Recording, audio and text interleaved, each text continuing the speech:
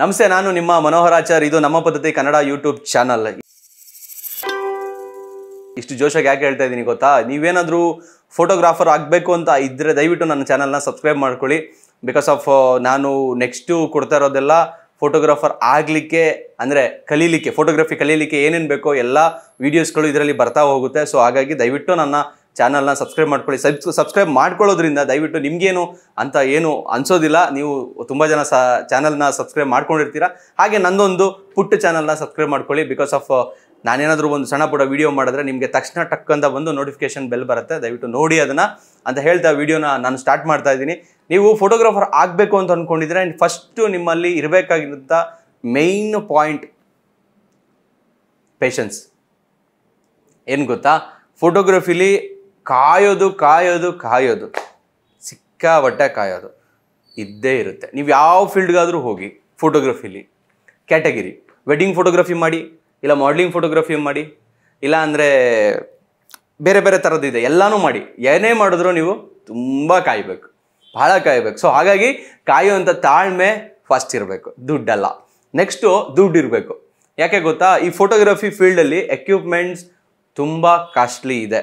ಯಾವ್ಯಾವುದನ್ನು ತೊಗೊಂಡು ಬಂದು ನಾವು ಪ್ರೊಫೆಷ್ನಲ್ ಆಗಿ ಫೋಟೋ ತೆಗಿತೀವಿ ಅಂದರೆ ಕೆಲವೊಂದು ಟೈಮಲ್ಲಿ ನಮಗೆ ಅದು ಸಪೋರ್ಟ್ ಆಗಲ್ಲ. ಸೊ ಹಾಗಾಗಿ ಸ್ವಲ್ಪ ಬಜೆಟೆಡ್, ಅಂದರೆ ಸ್ವಲ್ಪ ಕಾಸ್ಟ್ಲಿ ಕ್ಯಾಮ್ರಾಗಳನ್ನ ತೊಗೊಬೇಕಾಗುತ್ತೆ. ಅದಕ್ಕೆ ಯಾಕಂದರೆ ಅದರಲ್ಲಿರೋ ಫ್ಯೂಚರ್ಸ್ಗಳು ನಮಗೆ ಹೆಲ್ಪ್ ಆಗುತ್ತೆ. ಸೊ ಹಾಗಾಗಿ ಅದು ತೊಗೋಬೇಕಾಗತ್ತೆ.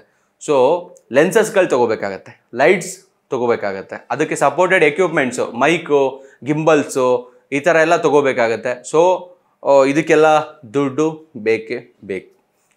ಥರ್ಡ್ ಪಾಯಿಂಟ್ ಇಂಪಾರ್ಟೆಂಟ್ ಬಂದು ಸಿಕ್ಕಾಬಿಟ್ಟೆ ಓದ್ಕೊಂಡಿರಬೇಕು. ಸತ್ಯವಾಗ್ಲೂ ಇಲ್ಲ, ಸಿಕ್ಕಾಬಿಟ್ಟೆ ಓದ್ಕೊಂಡಿರ್ಬೇಕು ಅಂತೇನಿಲ್ಲ.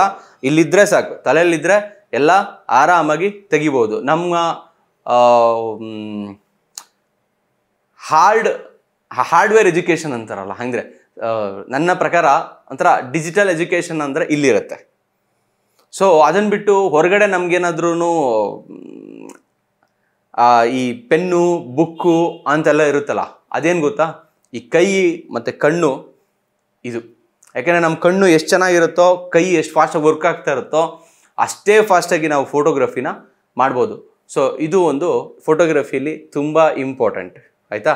ನೆಕ್ಸ್ಟ್ ಪಾಯಿಂಟ್ಗೆ ಹೋದರೆ ನಮಗೆ ಬೇಕಾಗಿರೋದು ವ್ಯೂ. ಯಾವ ವ್ಯೂವಲ್ಲಿ ನಾವು ನೋಡ್ತಾ ಇದ್ದೀವಿ. ಯಾಕೆಂದರೆ ಪ್ರತಿ ಸರಿ ನಾವು ಫೋಟೋಗ್ರಾಫರ್ ಆಗಬೇಕಂತ ಅಂದ್ಕೊಂಡಾಗೆಲ್ಲ ನಮಗೇನು ಅನಿಸುತ್ತೆ, ನಾನು ಫೋಟೋ ತೆಗಿತಾ ಇದ್ದೀನಿ, ಚೆನ್ನಾಗೇ ಬರ್ತಾ ಇಲ್ವಲ್ಲ, ಎಲ್ಲ ಚೆನ್ನಾಗಿದೆ, ಶಾರ್ಪ್ನೆಸ್ ಇದೆ, ಕಲರ್ ಇದೆ, ಒಳ್ಳೆ ಲೈಟಿಂಗ್ಸ್ ಇದೆ, ಬಟ್ ಯಾಕೋ ಚೆನ್ನಾಗಿ ಕಾಣಿಸ್ತಾ ಇಲ್ವಲ್ಲ. ಯಾಕೆ ಅಂದರೆ ಫೋಟೋಗ್ರಫಿ ಅಷ್ಟು ಅಡ್ವಾನ್ಸ್ ಆಗಿ ಮುಂದಕ್ಕೆ ಹೊರಟೋಗಿದೆ.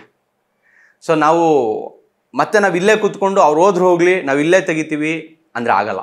ಸೊ ಹಾಗಾಗಿ ಯಾರು ಮುಂದೆ ಹೋಗಿರ್ತಾರೆ ಅವರು ನೋಡಿಬೇಕು, ಕಲಿಬೇಕು, ಪ್ರತಿ ದಿವಸ ಹೊಸದನ್ನು ತಿಳ್ಕೋಬೇಕು. ನಮಗೆ ಅದು ಇಷ್ಟ ಇಲ್ಲ ಅಂದ್ರೂ ತಿಳ್ಕೋಬೇಕು. ಬಿಕಾಸ್ ಆಫ್ ಯಾವ ಟೈಮಲ್ಲಿ ಯಾವ ಆಪ್ಷನ್, ಯಾವ ಎಕ್ವಿಪ್ಮೆಂಟು, ಯಾವ ನಿಮ್ಮ ಸ್ಪೆಸಿಫಿಕೇಷನ್ ವರ್ಕ್ ಆಗುತ್ತೆ ಅಂತ ಹೇಳೋಕ್ಕಾಗಲ್ಲ. ಒಂದು ನೆಕ್ಸ್ಟ್ ಪಾಯಿಂಟ್ ಬಂದು ಸೋಷಿಯಲ್ ಮೀಡಿಯಾದಲ್ಲಿ ಯಾವಾಗಲೂ ಆ್ಯಕ್ಟಿವ್ ಆಗಿ ಇರಬೇಕು. ಬಿಕಾಸ್ ಆಫ್ ಯಾಕೆಂದರೆ ಸೋಷಿಯಲ್ ಮೀಡಿಯಾದಲ್ಲಿ ನಮಗೂ ಮೀರಿದ ಇನ್ನೊಂದಷ್ಟು ಫೋಟೋಗ್ರಾಫರ್ಸು ತೆಗೆದಿರೋ ಫೋಟೋಸ್ಗಳನ್ನ ನಾವು ಯಾವಾಗಲೂ ನೋಡ್ತಾ ಇದ್ದಾಗ ಏನಾಗುತ್ತೆ, ಅದು ತಲೆ ಒಳಗಡೆ ಹೋಗ್ತಾ ಇರುತ್ತೆ. ಸೊ ಅವ್ರು ಕೆಲವೊಂದು ಸರಿ ಏನಾಗ್ಬಿಡುತ್ತೆ, ನಾವು ಸುಮ್ಮನೆ ಹಿಂಗೆ ಕಣ್ಣು ಮುಚ್ಕೊಂಡು ಹಿಂಗೆ ಎತ್ಕೊಂಡು ಏನೋ ಒಂದು ಬೈಕ್ ಓಡಿಸ್ತಾ ಇರ್ತೀವಿ, ಹಿಂಗೆ ಸ್ಟೇರಿಂಗ್ ಹಾಕ್ಕೊತಾ ಇರ್ತೀವಿ, ಫೋನ್ ಬಂದ ತಕ್ಷಣ ಫೋನ್ ಎತ್ಕೊಳಕ್ಕೆ ಹೋಗುತ್ತೆ. ಅಂದರೆ ಫಿಸಿಕಲ್ ಈ ಕೈಗೆ ಒಂದು ಮೆಮೊರಿ ಇದೆ. ಸೊ ಹಾಗೆ ಸೋಷಿಯಲ್ ಮೀಡಿಯಾದಲ್ಲಿ ನೀವು ಫೋಟೋಸ್ಗಳನ್ನ, ವೀಡಿಯೋಸ್ಗಳನ್ನ ನೋಡ್ತಾ ಇದ್ದಷ್ಟು ಒಳಗಡೆ ಒಂದು ಮೆಮೊರಿ ಕ್ರಿಯೇಟ್ ಆಗ್ತಾ ಇರುತ್ತೆ. ಇವಾಗ ನಾನು ಪ್ರಶ್ನೆ ಕೇಳಿದ್ನಲ್ಲ, ಯಾವುದೋ ಫೋಟೋಸ್ ತೆಗೆದಿದ್ದೀನಿ, ಕಲರ್ ಚೆನ್ನಾಗಿದೆ, ಬ್ರೈಟ್ನೆಸ್ ಚೆನ್ನಾಗಿದೆ, ಶಾರ್ಪ್ ಆಗಿದೆ, ಆದರೂ ಚೆನ್ನಾಗಿ ಕಾಣಿಸ್ತಾ ಇಲ್ಲ. ಯಾಕೆ ಅಂದರೆ ಆ ವ್ಯೂ ಸೆಟ್ ಮಾಡೋದು, ಆ ಫ್ರೇಮ್ ಇಡ್ತೀವಲ್ಲ, ಆ ಫ್ರೇಮ್ ಇಡೋದು ಬರಬೇಕಂದ್ರೆ ಬರೀ ಪ್ರಾಕ್ಟೀಸಿಂದ ಮಾತ್ರ ಬರುತ್ತೆ. ಆ ಪ್ರಾಕ್ಟೀಸ್ ಏನಂದರೆ ಬೆಳಗ್ಗೆ ಎದ್ದರೆ ಮಾತ್ರ ಹೋಗ್ಬಿಟ್ಟು ನಾವು ಟಕ್ಕ ಟಕ್ಕ ಟಕ್ಕ ಟಕ್ಕ ಅಂತ ಫೋಟೋ ಹೊಡೆದ್ರೆ ಬರಲ್ಲ. ಕೆಲವೊಂದನ್ನು ನೋಡಬೇಕು, ಕೆಲವೊಬ್ಬರ ಹತ್ರ ಗೈಡೆನ್ಸ್ ತೊಗೋಬೇಕು, ಪ್ಲಸ್ ನಾವು ತೆಗಿಬೇಕು. ಚೆನ್ನಾಗಿದೆಯಾ? ಹಾಗೆ ನಾನು ಫೋಟೋಗ್ರಫಿ ಸ್ಟಾರ್ಟ್ ಮಾಡಬೇಕಾದ್ರೆ ನಾನು ಫ್ರ್ಯಾಂಕಾಗಿ ಹೇಳ್ತಾ ಇದ್ದೀನಿ, ತುಂಬ ಕಮ್ಮಿ ಅಮೌಂಟಲ್ಲಿ ನಾನು ಸ್ಟಾರ್ಟ್ ಮಾಡಿದ್ದು, ಭಾಳ ಕಮ್ಮಿ ಅಮೌಂಟು, ಭಾಳ ಕಷ್ಟ ಆಯಿತು ನಾನು ಫೋಟೋಗ್ರಫಿ ಸ್ಟಾರ್ಟ್ ಮಾಡಬೇಕಾದ್ರೆ. ಸಪೋರ್ಟಿಂಗು ಕೂಡ ನನಗೆ ಅಷ್ಟೊಂದು ಜನ ಯಾರೂ ಇರಲಿಲ್ಲ. ನನಗಿದ್ದಿದ್ದು ನಮಗೆ ಒಬ್ಬರೋ ಇಬ್ಬರು ಅಷ್ಟೇ. ಆದರೂ ನಾನು ಅವ್ರಿಗೆ 1 ಗಂಟೆ 2 ಗಂಟೆ ರಾತ್ರಿ ಕಾಲ್ ಮಾಡಿದ್ರು ಕೂಡ ಹೇಳ್ಕೊಟ್ಟಿದ್ದಾರೆ. ಸೊ ಅವ್ರಿಗೆ ನಾನು ಈ ವಿಡಿಯೋ ಮುಖಾಂತರ ಧನ್ಯವಾದಗಳನ್ನ ಹೇಳ್ತೀನಿ. ಸೊ ಒಂದು. ಎರಡನೇದು ಬಂದ್ಬಿಟ್ಟು ನಾನು ತೆಗ್ದಿರೋ ಫೋಟೋಸ್ಗಳನ್ನು ನಾನೇ ಎಡಿಟ್ ಮಾಡಿ ಒಂದೆರಡು ಪ್ರಿಂಟ್ ಹಾಕ್ಸ್ತಾ ಇದ್ದೆ, ಏನಾದರೂ ಡಿಫ್ರೆನ್ಸ್ ಬರುತ್ತಾ ಅಂತ. ಏನಾದರೂ ಡಿಫ್ರೆನ್ಸ್ ಬಂತಂದರೆ ಅದನ್ನು ನಾನು ಹಾಗೆ ಕಂಟಿನ್ಯೂ ಮಾಡ್ತಾ ಇದ್ದೆ. ಆ ಥರ ಎಲ್ಲ ನಾವು ಪ್ರಾಕ್ಟೀಸ್ ಮಾಡಿ ಕಲ್ತಿದ್ದೀವಿ. ನೀವು ಅಷ್ಟೇ ಪ್ರಾಕ್ಟೀಸ್ ಮಾಡ್ತಾನೇ ಇರಬೇಕು. ಅದಾಯ್ತಾ? ನೆಕ್ಸ್ಟ್ ಪಾಯಿಂಟ್ ಬಂದು ನಾವು ಒಂದು ಮಾತಾಡೋ ರೀತಿ ಬೆಳೆಸ್ಕೋಬೇಕು. ಫೋಟೋಗ್ರಫಿಲಿ ಏನಂದರೆ ಬರೀ ಕೆಲಸ ಮಾಡ್ತೀನಿ, ಇಂಪಾರ್ಟೆಂಟ್ ಬಂದು ವೆಡ್ಡಿಂಗ್ ಫೋಟೋಗ್ರಫಿಲಿ ಬರೀ ಕೆಲಸ ಮಾಡ್ತೀನಿ ಬರ್ತೀನಿ, ನಾಟ್ ಪಾಸಿಬಲ್. ಮಾತು ಕೂಡ ಆಡಬೇಕು. ಸೊ ಕಸ್ಟಮರ್ಸ್ಗಳಿಗೆ ಏನಕ್ಕೆ ಮಾತಾಡಬೇಕು ಅಂದರೆ ನಾವು ಅವ್ರಿಗೆ ಎಂಟರ್ಟೈನ್ಮೆಂಟ್ ಮಾಡಿಬಿಟ್ಟು ದುಡಿಸ್ಕೊಂಡು ಬರಬೇಕಾ? ತಪ್ಪು ತಿಳುವಳಿಕೆ ಅದಲ್ಲ. ನಾನು ಹೇಳ್ತಾ ಇರೋದು, ನೀವು ಮಾತಾಡ್ತಾ ಇದ್ದರೆ ಆ ಪರ್ಸನ್ಸ್ ಯಾರಿದ್ದಾರೆ ಅವರು ನಿಮ್ಮಲ್ಲಿ ಇನ್ವಾಲ್ವ್ ಆಗ್ತಾ ಹೋಗ್ತಾರೆ. ಸೊ ಅವಾಗ ನೀವು ಸ್ಮೈಲ್ ಮಾಡಿದ್ರೆ ಅವರು ಸ್ಮೈಲ್ ಮಾಡ್ತಾರೆ. ಸೊ ವೆಡ್ಡಿಂಗ್ ಫೀಲ್ಡಲ್ಲಿ ಏನಂದರೆ ಯಾವಾಗಲೂ ನಾವು ಸ್ಮೈಲ್ ಮಾಡಿ ಅಂತ ಹೇಳ್ತೀವಿ. ಸೊ ಸ್ಮೈಲ್ ಮಾಡಿ ಅಂತ ಹೇಳೋಕ್ಕೂ ಮುಂಚೆ ಅವ್ರ ಜೊತೆ ನಾವು ಮಾತಾಡಿರ್ತೀವಿ, ನಾವು ಅವರು ಪರಿಚಯ ಆಗಿರ್ತೀವಿ. ಯಾರೋ ಯಾರೋ ಪರ್ಸನ್ ಹೋಗ್ಬಿಟ್ಟು ಸ್ಮೈಲ್ ಮಾಡಿ ಅಂದರೆ ಇಷ್ಟ ಅಂತಾರೆ. ಅದೇ ನೀವು ಪರಿಚಯ ಆಗ್ಬಿಟ್ಟು ಸ್ಮೈಲ್ ಮಾಡಿ ಅಂದರೆ ಫುಲ್ ಸ್ಮೈಲ್ ಮಾಡ್ತಾರೆ, ಮನಸ್ಸಿಂದ ಸ್ಮೈಲ್ ಮಾಡ್ತಾರೆ. ಸೊ ಹಾಗಾಗಿ ಮಾತು ಭಾಳ ಇಂಪಾರ್ಟೆಂಟ್. ನೆಕ್ಸ್ಟ್ ಪಾಯಿಂಟ್, ನೀವು ಫೋಟೋಗ್ರಫಿನ ಮಾಡ್ತಾ ಇದ್ದೀವಿ, ಅಕಸ್ಮಾತ್ ಯಾರನ್ನಾದ್ರೂ ಕೇಳಿದ್ರೆ ಇದು ನನ್ನ ಫ್ಯಾಷನ್, ಅದಕ್ಕೆ ನಾನು ಮಾಡ್ತಾ ಇದ್ದೀನಿ ಅಂತ ಹೇಳ್ಬಿಡ್ತೀರಾ. ಸೊ ನಾನು ಕೆಲವೊಂದು ಪ್ರಶ್ನೆ ಏನಂದರೆ, ಫ್ಯಾಷನಬಲ್ ಆಗಿ ಮಾಡಿ, ಬಟ್ ಒಂದು ಲಾಭ ಇಟ್ಟು ಅದೊಂದು ಬಿಸ್ನೆಸ್ ರೀತಿ ಮಾಡಿ. ಬಿಕಾಸ್ ಆಫ್ ಯಾಕೆ ಗೊತ್ತಾ, ನಮ್ಮ ಫ್ಯಾಷನಲ್ಲಿ ನಾವು ನಮ್ಮ ಮನೆ ಮಂದಿನ ಸಾಕೋಕ್ಕಾಗಲ್ಲ, ನಮ್ಮನ್ನೇ ನಾವು ಸಾಕ್ಕೊಳ್ಳೋಕ್ಕಾಗಲ್ಲ. ಆ ಥರ ಇರುತ್ತೆ. ನಮಗೆ ದುಡ್ಡು ಬೇಕು. ಸೊ ನೀವು ಬಾಡಿಗೆ ಮನೇಲಿದ್ದರೆ ಬಾಡಿಗೆ ಕಟ್ಟಬೇಕು, ಕರೆಂಟ್ ಬಿಲ್ ಕಟ್ಟಬೇಕು. ಈ ವರ್ಷ ಒಂದು ಕ್ಯಾಮ್ರಾ ಬಿಟ್ಟಿದ್ದಾರೆ, ಇದು ತೊಗೊಂಡಿದ್ದೀರಾ, ಇನ್ನು 2 ವರ್ಷ ಬಿಟ್ಟಾದ್ಮೇಲೆ ಹೊಸ ಟೆಕ್ನಾಲಜಿ ಬರುತ್ತೆ, ಮತ್ತು ಆ ಕ್ಯಾಮ್ರಾ ತೊಗೋಬೇಕು. ಅದಕ್ಕೆ ಏನು ಮಾಡ್ತೀರಾ ದುಡ್ಡಿಗೆ? ಸೊ ಬಿಸ್ನೆಸ್ ಐಡಿಯಾ ಇರಬೇಕು. ಯಾಕೆಂದರೆ ನಾವು ಇದೇ ಬಿಸ್ನೆಸ್ಸಲ್ಲಿ ಬದುಕಬೇಕು, ಬಾಳಬೇಕು. ಸೊ ಇದರಲ್ಲೇ ನಾವು ನಮ್ಮ ಏನಿದೆ ಇವತ್ತಿನ ಅಸ್ತಿತ್ವ ಏನಿದೆ ಅದನ್ನು ನಾವು ಮೇಂಟೈನ್ ಮಾಡಬೇಕು. ಸೊ ಹಾಗಾಗಿ ದುಡ್ಡು ಬೇಕೇ ಬೇಕು. ನೀವು ಬೇರೆ ಕಡೆ ಕೆಲಸಕ್ಕೆ ಹೋಗಿದ್ರೆ ಎಷ್ಟು ಮಾಡ್ತಿದ್ರಿ, ಈ ಇನ್ವೆಸ್ಟ್ಮೆಂಟ್ ನೀವೇನು ಮಾಡಿದಿರಾ, ಅದು ಎಲ್ಲ ಟ್ಯಾಲಿ ಮಾಡಿ ಎಷ್ಟು ಮಾಡಬೇಕು. ಸೊ ಇದನ್ನೆಲ್ಲ ಯೋಚನೆ ಮಾಡಿದ್ರೆ ಸೊ ಬಿಸ್ನೆಸ್ ಐಡಿಯಾಸ್ ಬೇಕು. ನೀವು ಯಾವ ಲೊಕೇಶನಲ್ಲಿ ಇದ್ದೀರಾ, ಅಲ್ಲಿ ಫೋಟೋಗ್ರಫಿ ಮಾಡ್ಬೋದಾ, ಯಾವ ಫೋಟೋಗ್ರಫಿ ಮಾಡ್ಬೋದು, ಏನು ಕಾಸ್ಟಲ್ಲಿ ಮಾಡ್ಬೋದು, ಇದನ್ನೆಲ್ಲ ನೀವು ತಿಳ್ಕೋಬೇಕು. ಸೊ ನೆಕ್ಸ್ಟ್ ಬಂದು ನೀವಿರುವಂಥ ಜಾಗದಲ್ಲಿ ಎಷ್ಟು ಜನ ಫೋಟೋಗ್ರಾಫರ್ಸ್ ಇದ್ದಾರೆ, ಅದರಲ್ಲಿ ಒಂದು 20 ಜನ ಆದರೂ ನೀವು ಪರಿಚಯ ಮಾಡ್ಕೋಬೇಕಾಗತ್ತೆ. ಬಿಕಾಸ್ ಆಫ್ ಯಾಕಂದರೆ ಫೋಟೋಗ್ರಫಿಯಲ್ಲಿ ಇದ್ಕೊಂಡು ಒಂದಷ್ಟು ಜನ ಫೋಟೋಗ್ರಾಫರ್ಸ್ ಪರಿಚಯ ಇಲ್ಲ ಅಂತ ಅಂದಾಗ ಕಷ್ಟ ಆಗುತ್ತೆ. ಬಿಸ್ನೆಸ್ಗೂ ಕಷ್ಟ ಆಗುತ್ತೆ, ನಾಲೆಡ್ಜ್ಗೂ ಕಷ್ಟ ಆಗುತ್ತೆ. ಸೊ ಹಾಗಾಗಿ ಎಲ್ಲ ಫೋಟೋಗ್ರಾಫರ್ಸ್ಗಳನ್ನ, ಆದಷ್ಟು ಜಾಸ್ತಿ ಜನ ಫೋಟೋಗ್ರಾಫರ್ಸ್ಗಳನ್ನ ನೀವು ಪರಿಚಯ ಮಾಡ್ಕೋಬೇಕು. ಅವ್ರ ಜೊತೆಲಿ ನೀವು ಮಿಂಗಲ್ ಆಗಬೇಕು. ಅಕಸ್ಮಾತ್ ಕೆಲವು ಜನಕ್ಕೆ ಫೋಟೋಗ್ರಫಿ ಒಳಗಡೆ ಬರಬೇಕಾದ್ರೆ ಒಂದು ಸಣ್ಣ ಈಗೋ ಕ್ರಿಯೇಟ್ ಆಗಿರುತ್ತೆ. ದಯವಿಟ್ಟು ಅದನ್ನು ಬಿಟ್ಬಿಡಿ. ಯಾಕೆಂದರೆ ಇಲ್ಲಿ ನಾವೇನು ಮಾಡ್ತೀವಿ, ಕ್ಲೈಂಟ್ಸ್ಗಳ ಜೊತೆ ಮಾತಾಡ್ತೀವಿ, ಫೋಟೋಗ್ರಾಫರ್ಗಳ ಜೊತೆ ಮಾತಾಡ್ತೀವಿ, ನಾರ್ಮಲಾಗಿ ಯಾರಾದರೂ ಸಿಕ್ಕಿದ್ರೆ ಅವ್ರ ಜೊತೆ ಮಾತಾಡ್ತೀವಿ. ಯಾಕೆಂದರೆ ತುಂಬ ಜನಗಳ ಜೊತೆ ನಾವು ಮಾತಾಡಬೇಕಾದ್ರೆ ಎಲ್ಲರ ಮಾತು ಒಂದೇ ಥರ ಇರೋದಿಲ್ಲ. ಕೆಲವೊಂದು ಮಾತುಗಳು ನಮ್ಮನ್ನ ಹರ್ಟ್ ಮಾಡುತ್ತೆ, ಕೆಲವೊಂದು ನಮ್ಮ ಮಾತುಗಳು ನಮಗೆ ಹರ್ಟ್ ಆದಮೇಲೆ ಕೋಪ ಬರೋ ಥರ ಮಾಡುತ್ತೆ, ಕೆಲವೊಂದು ಮಾತುಗಳು ನಮಗೆ ಖುಷಿ ತರುತ್ತೆ. ಕೆಲವೊಂದು ಸರಿ ನಾವು ತುಂಬ ಜನರ ಹತ್ರ ತುಂಬ ಟೈಮ್ ಮಾತಾಡಿದಾಗ ಬೇರೆ ಥರನೇ ವೆದರ್ಗಳು ಕ್ರಿಯೇಟ್ ಆಗ್ತಾ ಹೋಗುತ್ತೆ. ಸೊ ಹಾಗಾಗಿ ಅದನ್ನೆಲ್ಲ ಇಟ್ಕೊಂಡು ನಾವು ಈ ಫೋಟೋಗ್ರಫಿಲಿ ಬಿಸ್ನೆಸ್ ಮಾಡೋಕೆ ಆಗೋದಿಲ್ಲ. ಸೊ ಕೆಲವೊಂದು ಸರಿ ಈಗೋಗಳನ್ನ ನಾವು ಕಟ್ಬಿಟ್ಟು ಇಡಬೇಕಾಗತ್ತೆ ಒಂದು.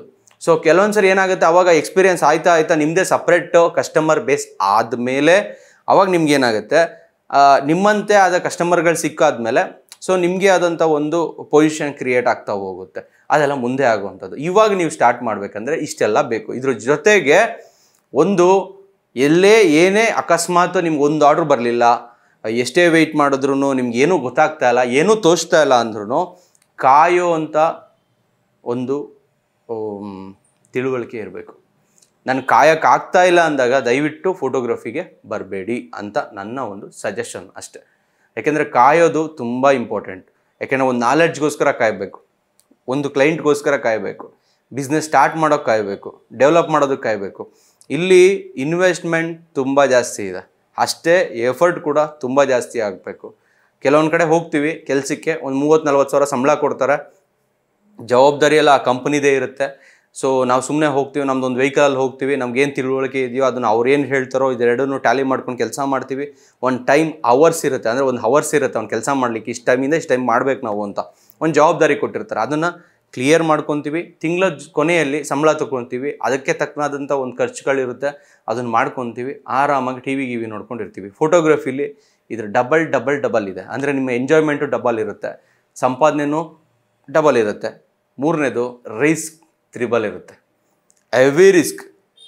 ಅಕಸ್ಮಾತ್ ಏನಾದ್ರೂ ನೀವು ಎಲ್ಲೋ ಒಂದು ಕಡೆ ಶೇರ್ಗೆ ಹಾಕಿದ್ದೀರಾ ಅಂದರೆ ಅದು ಬೇರೆ ಥರ ರಿಸ್ಕ್. ಅಂದರೆ ಶೇರ್ ಮಾರ್ಕೆಟ್ಗೆ ದುಡ್ಡು ಇನ್ವೆಸ್ಟ್ ಮಾಡಿದ್ದೀರಾ ಅಂದರೆ ಅದು ಬೇರೆ ಥರ ರಿಸ್ಕ್. ಆದರೆ ಫೋಟೋಗ್ರಫಿಲಿ ಇನ್ವೆಸ್ಟ್ ಮಾಡಿದ್ದೀರಾ ಅಂದರೆ ನಿಮ್ಮ ಕ್ಯಾಮ್ರಾ ಕಳುವಾಗಿರ್ಬೋದು, ಆಗ್ಬಿಡ್ಬೋದು, ಇಲ್ಲ ರಿಪೇರಿಗೆ ಬರ್ಬೋದು, ಇಲ್ಲ ನಿಮ್ಮ ಬಿಸ್ನೆಸ್ಸು ಲೇಟಾಗಿ ನಡೀತಾ ಹೊಸ ಟೆಕ್ನಾಲಜಿ ಬಂದುಬಿಡ್ಬೋದು. ಕ್ಯಾಮ್ರಾ ಚೇಂಜ್ ಮಾಡುವಷ್ಟರಲ್ಲಿ ನಿಮ್ಮದು ಆ ಕ್ಯಾಮ್ರಾ ಬಂಡವಾಳನೇ ಎತ್ತದೇ ಇರುವಂತಹ ಒಂದು ಸಮಯ ನಿಮಗೆ ಬಂದ್ಬಿಡ್ಬೋದು. ಸೊ ಇದೆಲ್ಲ ಇರುತ್ತೆ. ದಯವಿಟ್ಟು ನೋಡಿಕೊಂಡು ಆರಾಮಾಗಿ ಫೋಟೋಗ್ರಫಿಗೆ ಬನ್ನಿ. ಫೋಟೋಗ್ರಫಿಗೆ ಒಂದು ಸರಿ ಬಂದ ಮೇಲೆ ಯೋಚನೆ ಮಾಡೋಕ್ಕೆ ಹೋಗ್ಬೇಡಿ. ಅದು ಬರುತ್ತೆ, ಕ್ಲಿಕ್ ಆಗುತ್ತೆ. ನಮಗೆ ಮಾಡುವಂಥ ಎಲ್ಲ ಕೆಪಾಸಿಟಿ ಇದೆ ಅನ್ನೋ ಬಲವಾದ ನಂಬಿಕೆ ನಮ್ಮಲ್ಲಿರಬೇಕು.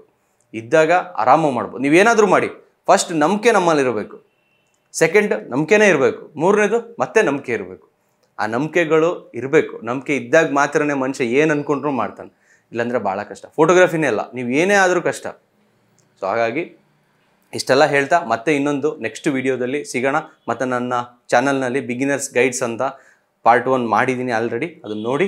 ನೆಕ್ಸ್ಟ್ ಈ ವಿಡಿಯೋ ಮತ್ತೆ ಬಿಗಿನರ್ಸ್ ಗೈಡ್ಸ್ ಬರುತ್ತೆ. ನಿಮ್ಗೇನಾದರೂ ಫೋಟೋಗ್ರಾಫರ್ ಆಗಬೇಕು ಅಂತ ಇದ್ದರೆ, ಇಲ್ಲ ಫೋಟೋಗ್ರಫಿ ಮಾಡಬೇಕು ಅಂತ ಇದ್ದರೆ ದಯವಿಟ್ಟು ಈ ವಿಡಿಯೋ ಲಾಸ್ಟಲ್ಲಿ ಮತ್ತೆ ಅದು ಬರುತ್ತೆ. ಸೊ ನೋಡಿ. ಹಾಗೆ ನನ್ನ ಚಾನಲನ್ನು ಸಬ್ಸ್ಕ್ರೈಬ್ ಮಾಡ್ಕೊಳ್ಳಿ. ನಂದೊಂದು ಪುಟ್ಟ ಚಾನಲ್. ಸೊ ಸಬ್ಸ್ಕ್ರೈಬ್ ಮಾಡ್ಕೊಳ್ಳೋದ್ರಿಂದ ಯಾರಿಗೂ ಏನೂ ₹1 ಕಳ್ಕೊಳ್ಳೋದಿಲ್ಲ. ಸೊ ಹಾಗಾಗಿ ನೀವು ಸಬ್ಸ್ಕ್ರೈಬ್ ಮಾಡಿಕೊಂಡ್ರೆ ನಿಮಗೆ ಮತ್ತೆ ಅದೇ ಇನ್ನೊಂದು ವಿಡಿಯೋ ಬರುತ್ತೆ, ನಂದು ನೋಟಿಫಿಕೇಷನ್. ಮತ್ತು ಎಲ್ಲರೂ ಜೊತೆಗಿರೋಣ, ಜೊತೆಗೆ ಕಲಿಯೋಣ, ಮತ್ತೆ ಮಾತಾಡೋಣ, ಮತ್ತೆ ಸಿಗೋಣ. Thank you so much. Bye bye.